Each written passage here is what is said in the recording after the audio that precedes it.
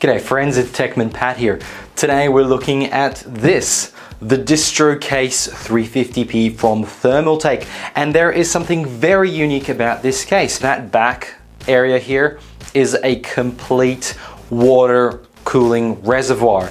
It's no longer just a metal base. It has a pump built in from Thermaltake right in here, and that's what circulates your liquid cooling across all your components. This is part of my 4-yearly series of building a new computer. Every 4 years I try to build the next one, just to obviously keep myself in the loop with what's happening with PC parts, but it also means I get to share the build with you guys now. So let's unbox this, have an overview of this very, very unique case, and then hopefully subscribe so you don't miss out any of the other videos where we actually put this whole thing together. We're doing a water-cooled CPU, water-cooled 4090, and of course the entire case itself is technically a water cooling reservoir. So let's get started by rolling the intro.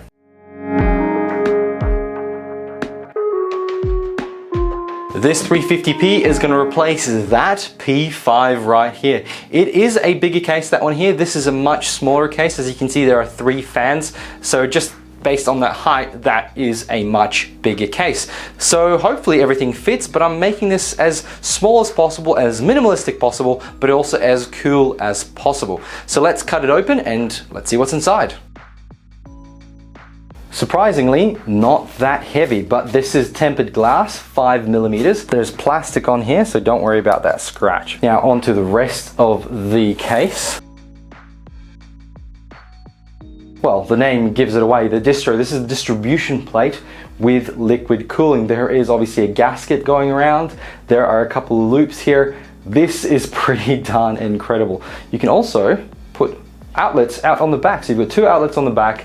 You've got RGB built in, there's a cable hanging off here, and really that's it. This whole plastic mold here is what's holding all the components together. First of all, it's on a hinge, so this can actually pop out like a little door. That's nice. It means you can build your case and then pop it on. You can hide hard drives behind here, which is actually the point. One critique straight off the bat is this cable right here, red and black. I understand why the colors are there, but I would have liked this to be shrouded maybe, and preferably a starter connector if can. This looks ridiculously hard to hide, especially if you're going to be trying to stack a lot of cables around here. So this is actually going to be very difficult to try and route all these cables through. And that's why some of the decisions I've made to make this work has been getting fans that don't have connectors. They're all actually basically connect together via touch pins, and they'll go here in the radiator. On top we have our reset button. We've got our microphone and headphone button. There's a little clip there, which wasn't on this one, but that's okay.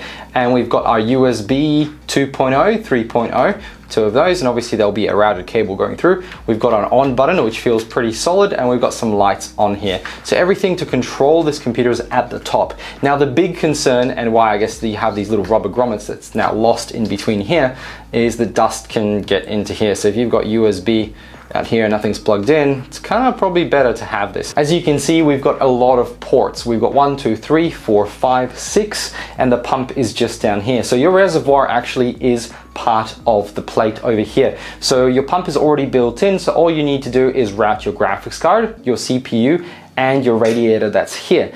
And all these ones here should allow you to have plenty of options to route. So you can imagine you have your radiator right here and your fans blowing out to the side there, or sometimes I've seen them blowing through, but it really depends on your design. Then you'll have your graphics card, and that will pull probably from here to the graphics card, to the CPU, and then back into here. You can of course have your GPU this way, or this way. This can actually flip around, and then you've got a little shroud to cover your actual PSU at the bottom, and then you've got a little holder here for a little SSD, and then you've got a big hard drive slot behind, so you can fit quite a lot of things here. And here we have the accessories. We've got quite a lot of cables for power and little speaker grill.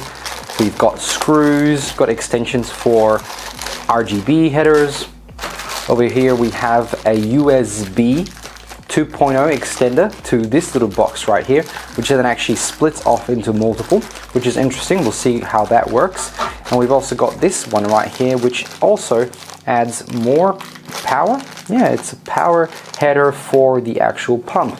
So you could potentially power it from the motherboard. That's very interesting, or at least maybe from this, I think. And then we have also this right here, which looks to be another mount for hard drive. Now, according to the instructions, this right here can mount the radiator front ways right here, and it gives you some extra space for some hard drives. So you can technically put that here, put your radiator and your fans to blow through instead of out here. I guess the question becomes, which one will be better airflow? This is pretty much a flat wall, and you kind of want to show off the RGB that's built into here. So I think it'd be better to go across here. But again, it's your choice. All right, folks, there you have it. I haven't peeled off the plastic because I do want to keep this safe before the actual build starts. But there is the Distro 350p from Thermaltake. It looks like an amazing case. It should be really fun to build in. Stay tuned, subscribe. I'm really looking forward to it. And that distro plate at the back, the water cooling bit, man, that's exciting. No more need for a reservoir. Thanks for watching. I'll catch you all in another one. Bye.